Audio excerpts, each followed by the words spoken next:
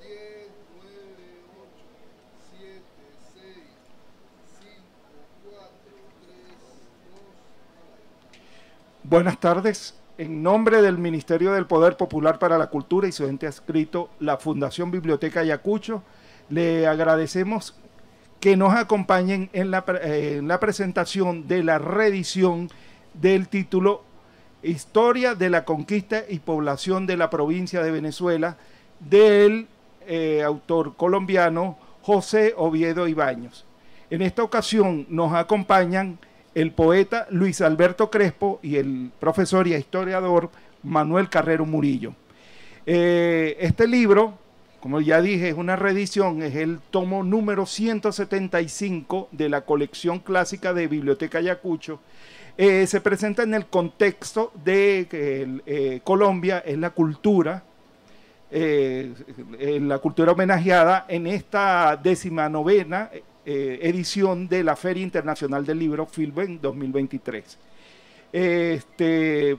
Vamos a comenzar, vamos a leer una pequeña reseña de los presentadores. Bueno, Luis Alberto Crespo, poeta, escritor, autor de varias obras de poesía y crónicas periodísticas. En su haber tiene varios premios, entre ellos Premio Nacional de Periodismo y Premio Nacional de Literatura. Fue embajador de Venezuela ante la UNESCO, ocupó la presidencia de la Fundación Casa Nacional de las Letras, Andrés Bello, y actualmente es presidente de la Fundación Biblioteca Ayacucho. Manuel Carrero Murillo, nuestro amigo, fan de Biblioteca Ayacucho y muy amigo de nosotros y muy apreciado, también autor de una de las obras que componen el compendio editorial de Biblioteca Ayacucho.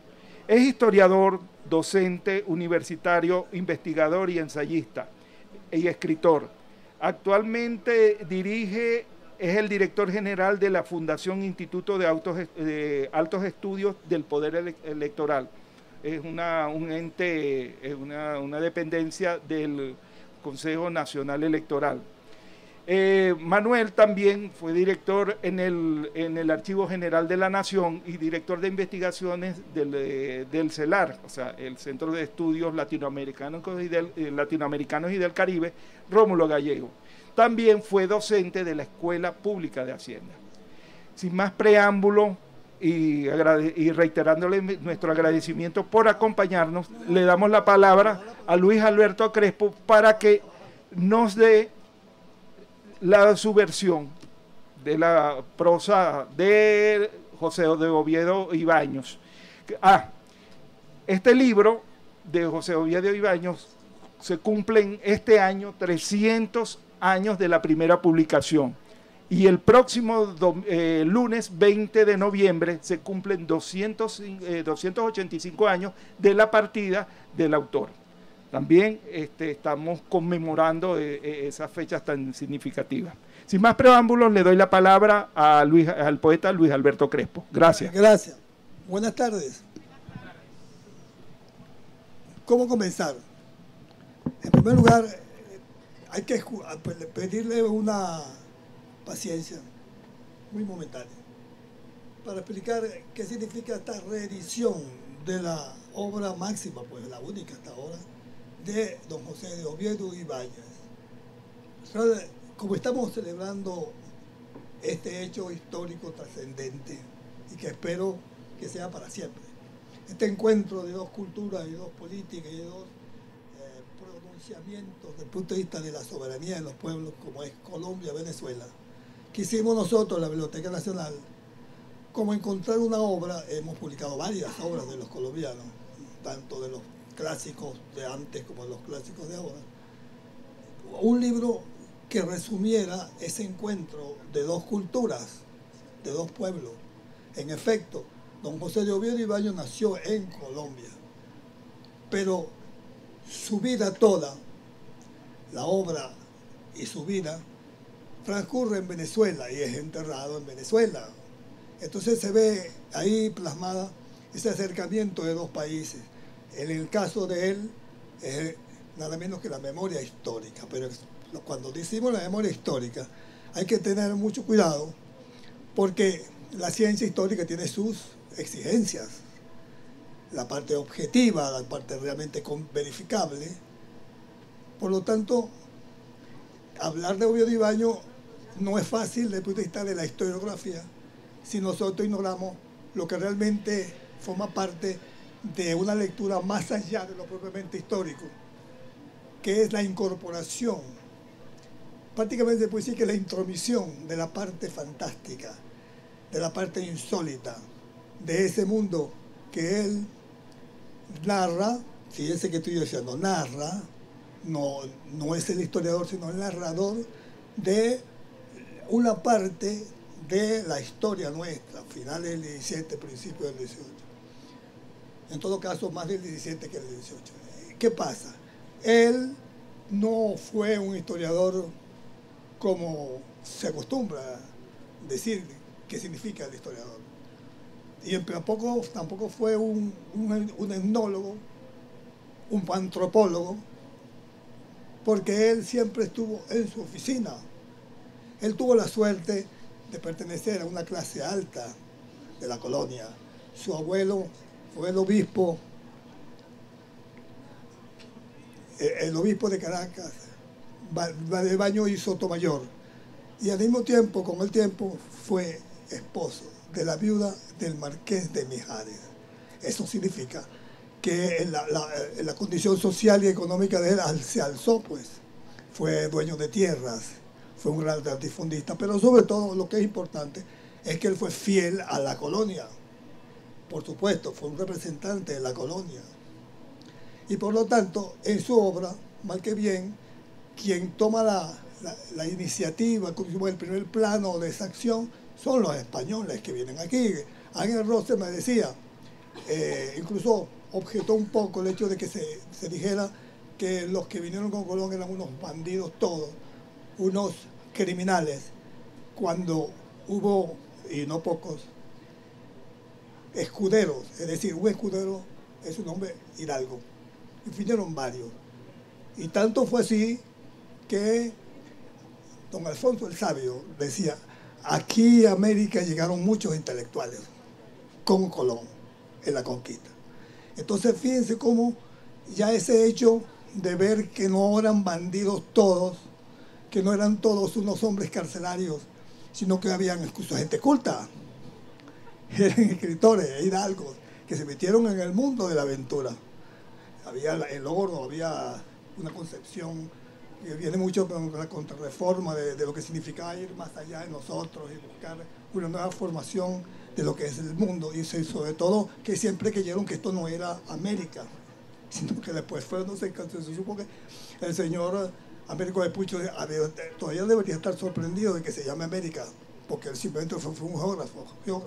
Bueno, en todo caso, lo importante es que él entra a narrar, y insisto en la palabra narrar, la historia de la conquista.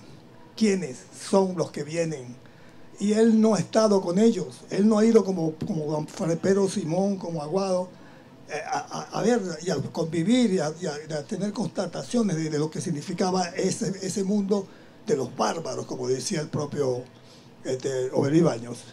O Gandules también le decía. Bueno, pero entonces, a partir de las lecturas de los misioneros, y sobre todo Fray Pedro Simón, que ha estado con ellos y que tiene una prosa que se va a parecer mucho a la de él, donde lo fantástico, lo insólito, lo terrible y al mismo tiempo lo hermoso están presentes en las constataciones históricas que hace Fray Pedro Simón, y que luego Oviedo Ibáñez toma, se nutre y transfigura. ¿Qué es lo que pasa? Que nosotros, los que somos del vulgo, cuando somos historiadores, nos encontramos con un libro fascinante, porque no solamente se trata de referir esa conquista de estos señores, empezando por los bélsaros, que fueron crueles, como decía Urlapier, Piconzala, que fueron terriblemente hombres, fueron violentos, fundaron poco, sino que pasaron, y cuando pasaban, asolaban. Entonces, ¿quiénes son ellos? Empezando por Alborselfinger, después Federman, Felipe de Ute, bueno, varios. Pero todos tienen un signo de violencia en sí mismos, y la misma naturaleza los agrede a ellos, no solamente con la naturaleza, sino con el hombre que está ahí resistiendo a esa invasión. Pero no puede menos Oviedo Ibáñez que referir, que detenerse y apartarse de lo prácticamente pragmático para referir lo insólito. Uno de ellos muere, lo entierran mal y después pasan y están llenos de abejas porque su sangre huele a miel y sabe a miel. Así, y otro cae en el río, se abraza de un leño y lo rescatan los indígenas y él termina siendo uno de ellos. Como esos personajes que atraviesan el camino de la violencia, está lleno esta historia fascinante y sobre todo con una prosa muy del barroco, pero una bellísima prosa. Un hombre que amó a Caracas, que dijo, esta ciudad que tiene un temperamento como del cielo, por ejemplo. Ese tipo de frases que son poéticas es lo que distraen un poco al amante de la historia a constatar que ahí también se da lo insólito, lo fascinante, ¿no? Y lo terrible, como por ejemplo la parte esa que él le dedica, que soy al final prácticamente del libro, a Tirano Aguirre, es una novela de horror. Es realmente tratada como novela, realmente como una narrativa de ficción, donde ocurre lo más abominable que ustedes pueden imaginar. Por lo tanto, no es totalmente verificable, son leyendas, son cuentos, son anotaciones de lo que por ahí pasaron, que hace que Oviedo Ibáñez construya una narrativa dentro de la historia y hermane en cierta forma la constatación histórica con lo insólito, lo fascinante. Yo creo que eso es lo que hace la obra de Oviedo Ibáñez de una lectura múltiple de todos nosotros. Tenemos la historia de Gil Fortul, que es toda la historia constitucional de Venezuela, que es basada pues, en la estructura, en el pensamiento, en la filosofía positivista. Ahí estamos, Gil Fortul no se detiene mucho en estas cosas insólitas, extrañas, literarias, en que se detiene nuestro gran señor Oviedo Ibáñez. Yo entonces me voy a callar la boca, porque aquí tengo al lado, sí, es un historiador en serio. Yo simplemente soy un lector de Oviedo Ibáñez que me ahondó, significa un narrador, un novelista, un cronista de los hechos que van más allá de lo real. Y entonces aquí, este profesor Carrero que está aquí, va a decirnos entonces cuál es la historia, la ciencia histórica que sustenta esta obra fascinante de José de Oviedo Ibáñez. Mira, Luis Alberto, ¿y por qué tú más bien no continúas ahí que lo estaba haciendo? ¿Ah? Bueno, yo voy a empezar agradeciéndole a Pedro y a Edgar Páez y a Pedro Cabrera por la invitación, y a Luis Alberto, porque estar al lado de Luis Alberto es un honor. Un honor. Con decirte que me dijo Pedro, no digas nada, pero te vamos a pagar $300 esta tarde. Pero por estar al lado de Luis Alberto yo le descuento 200 y me quedo con 100. Sí, ¿verdad? Yo no cobro, no cobro. Bueno, pues, pero voy a comenzar haciéndole una corrección a Pedro y a Luis Alberto, que tiene sentido. Oviedo Ibáñez no nació en Colombia, nació en Santa Fe de Bogotá, que no se llamaba ni Virreinato todavía, ni Colombia todavía. Colombia se llama desde el año 70 y pico, 1870 y pico. El virreinato comenzó en 1817, lo cortaron en el 25 y luego en el 30 y pico volvió a continuar hasta 1810. Es una aclaratoria porque tienes razón. La ciencia de la historia tiene eso que tú decías, unos requisitos, unos requerimientos, que es más bonito hablar así como tú con la poesía que esas cosas. Así que algunas veces uno se pone a hablar así y se le olvida que tenía que almorzar.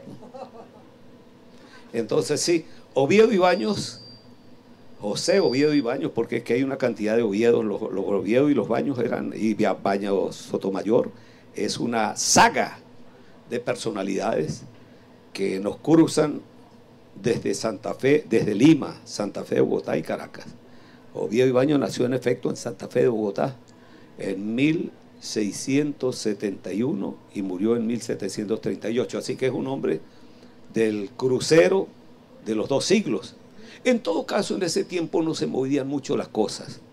Eran procesos históricos con un poco del tiempo congelado. Me estoy metiendo en tu territorio. No es eso el tiempo congelado, pero en la poesía se puede eso así.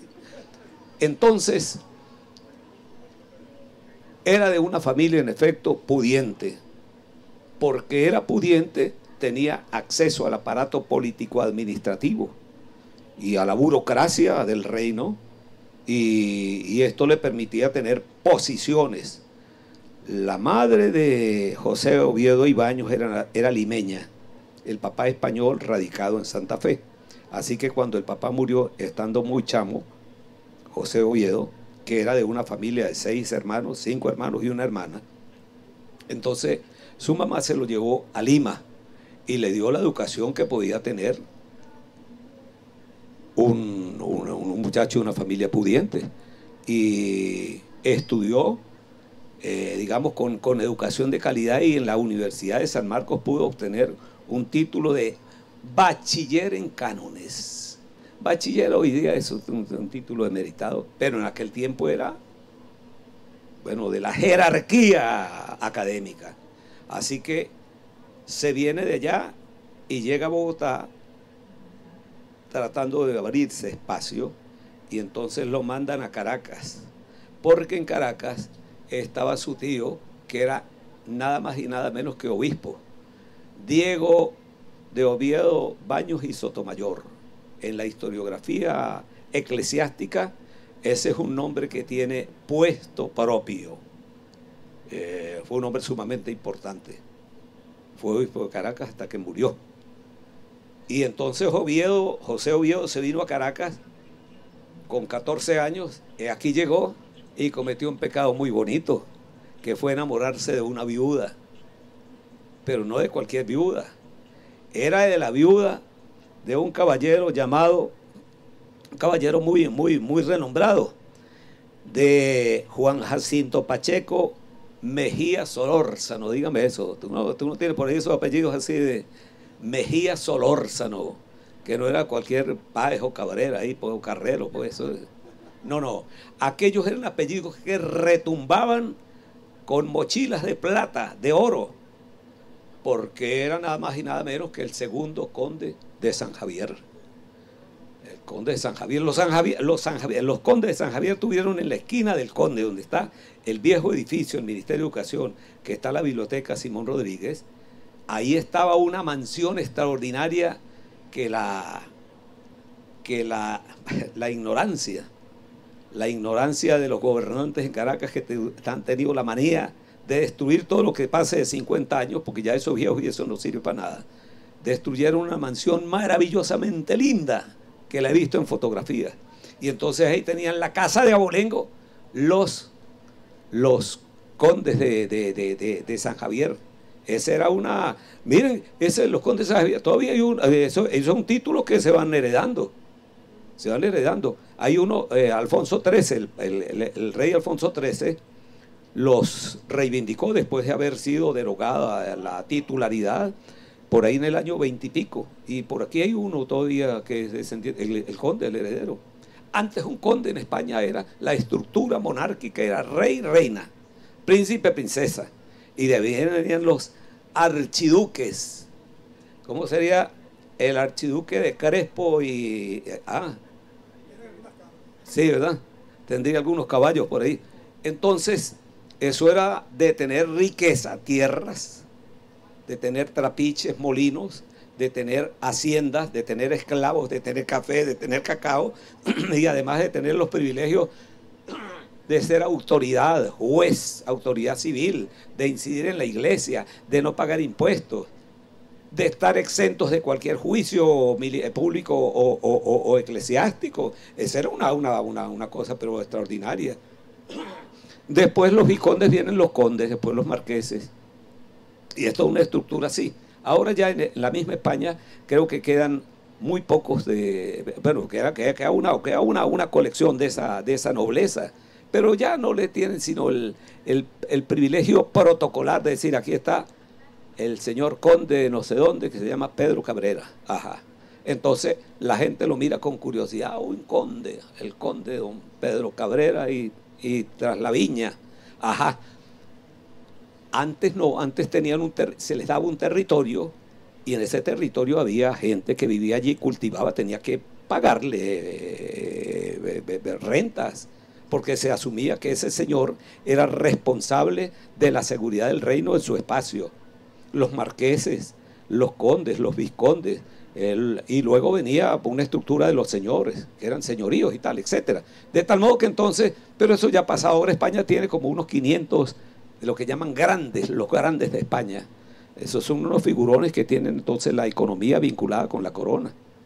Amigos, socios y compañeros del rey, de la reina, y van a matar elefantes a África también.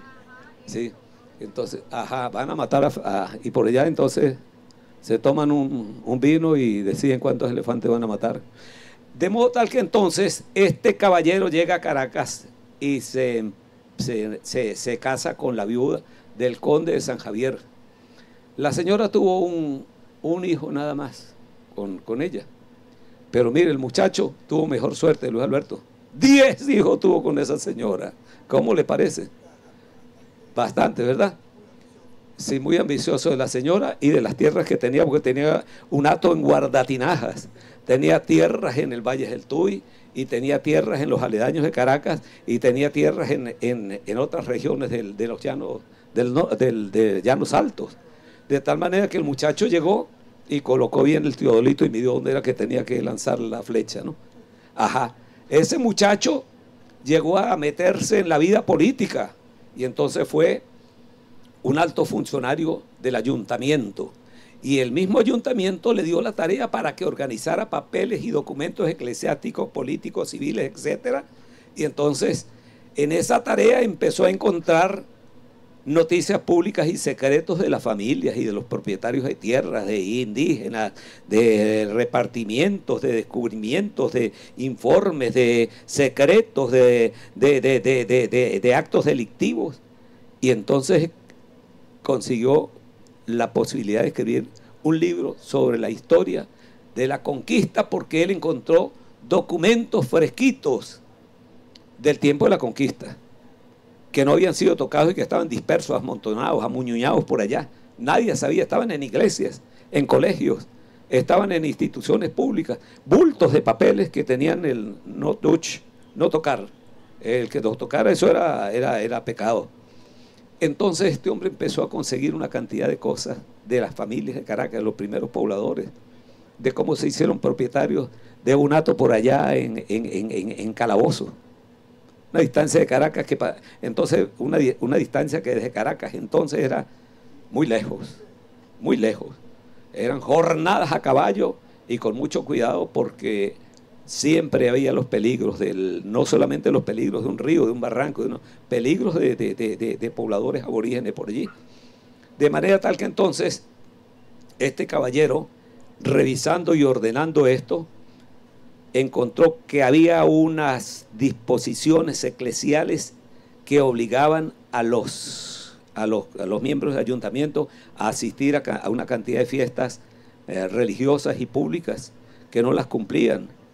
Y empezó a hacer un calendario sobre esto y a acumular datos y datos y datos de la historia del descubrimiento, del poblamiento, de pequeños caseríos, de aborígenes, de esclavos, de riquezas, de hombres con situaciones de familia, etcétera, pues.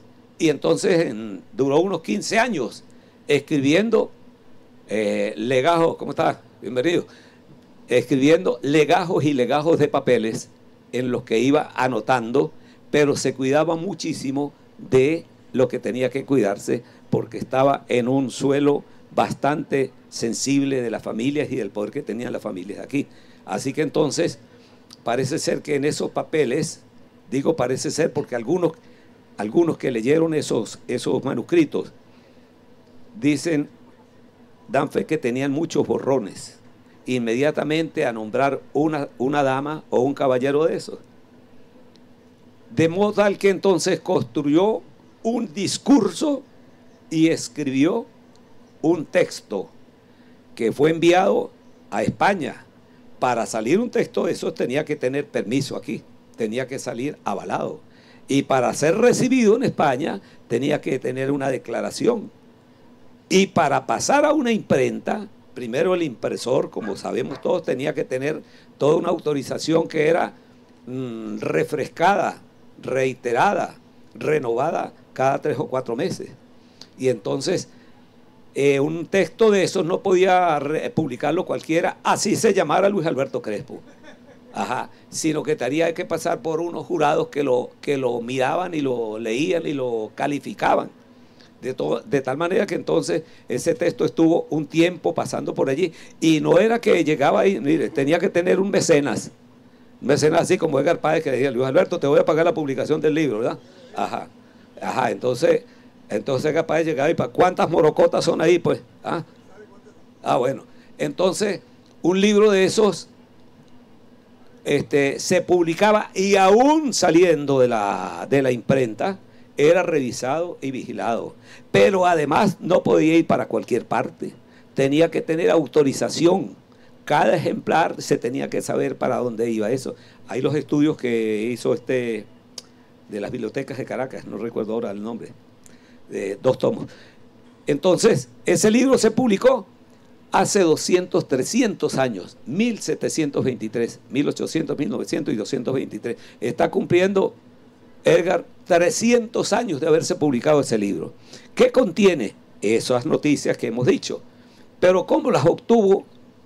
Más allá de los documentos que encontró, porque revisó además las crónicas de viejos cronistas, porque revisó otras historias, como decía Luis Alberto, como la de Fray Pedro Simón, la de Fray Pedro de Aguado, y otros datos y cartas y papeles que consiguió en el ayuntamiento.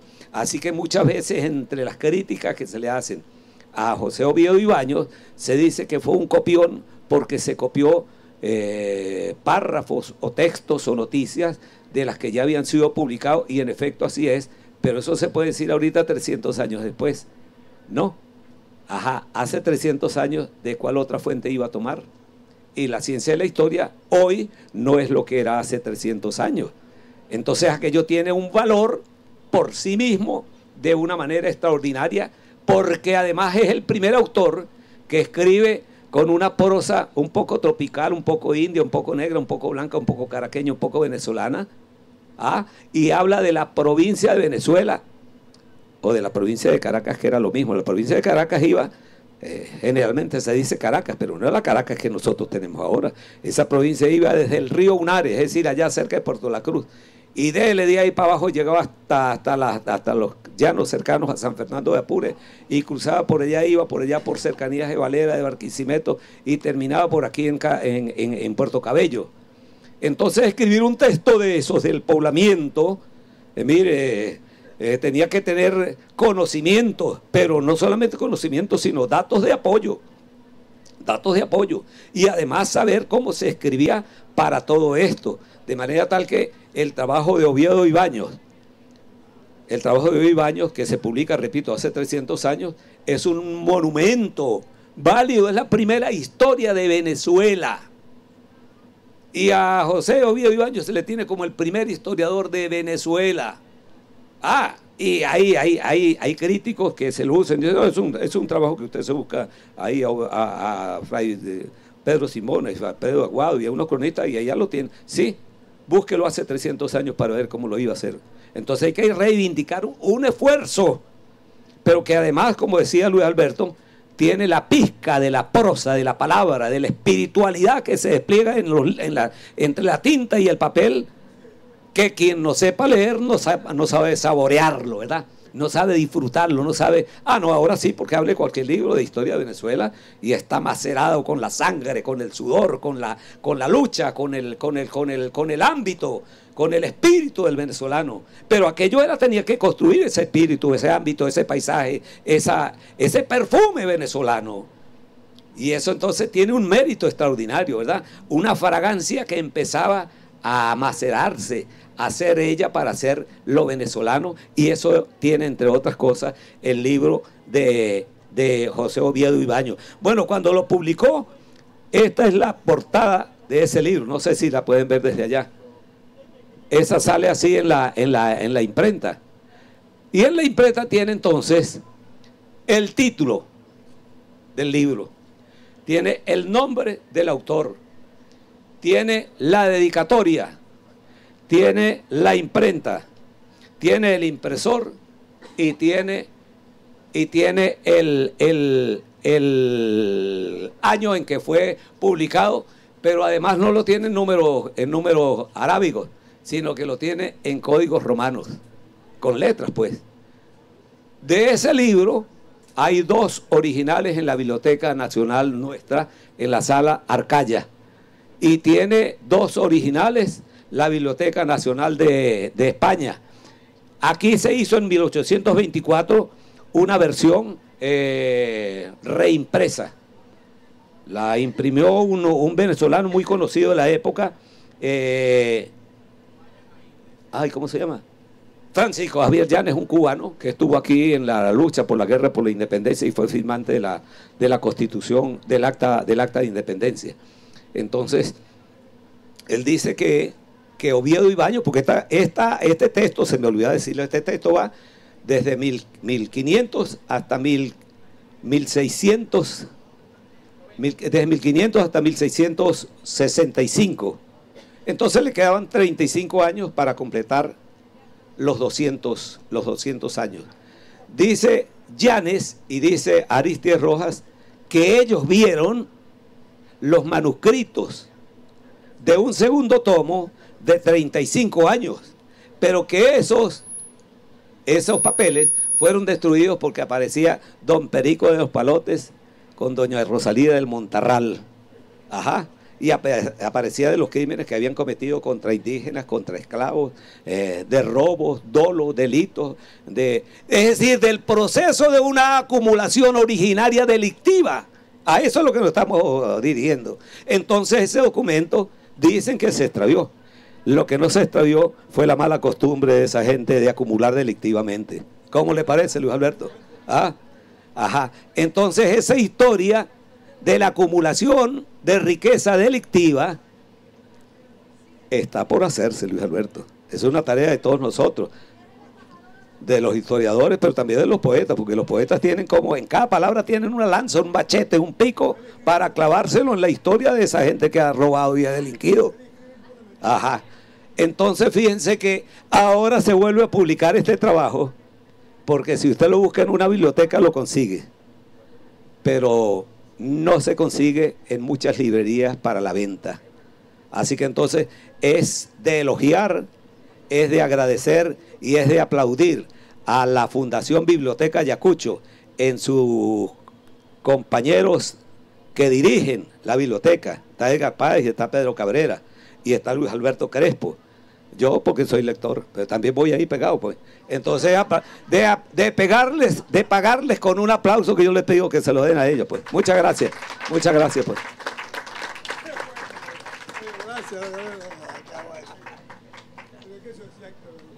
La esencia de ese libro.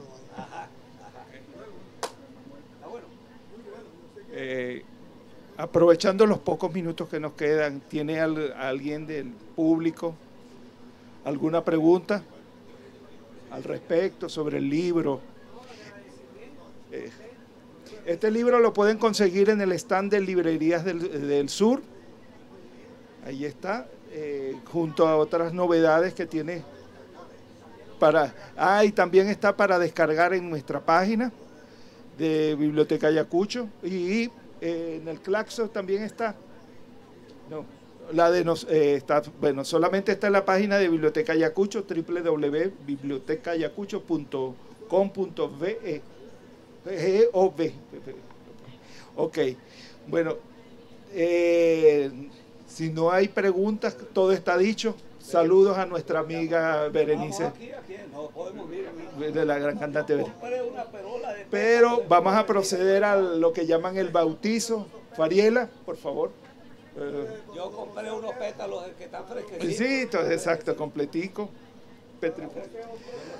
Aprovecho mientras se van acercando para concretar lo que llaman el bautizo invitarlos para nuestras próximas presentaciones. Mañana tenemos la presentación del libro La Vorágine, que como ustedes saben, está próxima la primera publicación a cumplir 100 años. Un libro en la sala, en la tarima principal, a las 3 de la tarde. Ya va, yo les doy los datos, se los voy dando. Repito, presentación del libro La Vorágine, el tomo 4 de la colección clásica de Biblioteca Ayacucho. Mañana va a ser presentado por el profesor Jorge Romero, un catedrático, forma parte del equipo de editor de la Fundación Biblioteca Ayacucho. Va a ser mañana a las 3 de la tarde en la tarima central.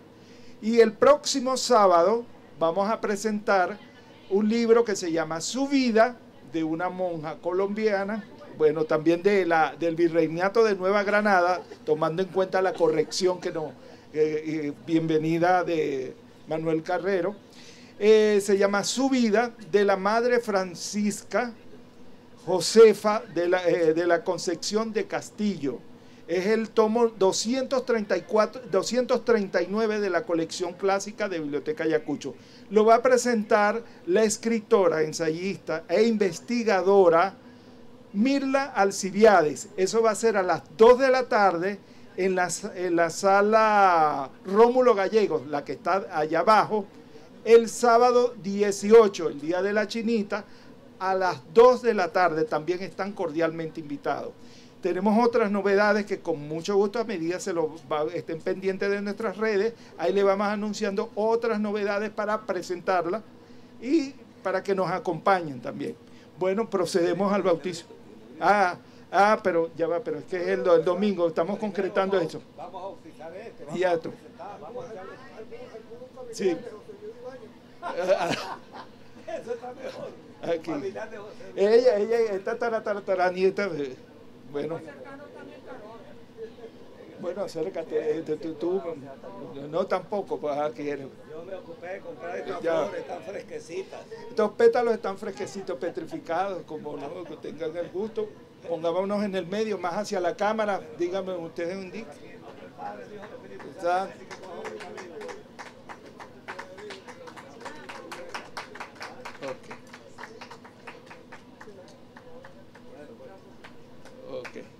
Bueno, muchísimas gracias y ya saben, mañana tenemos la próxima presentación que es La Vorágine.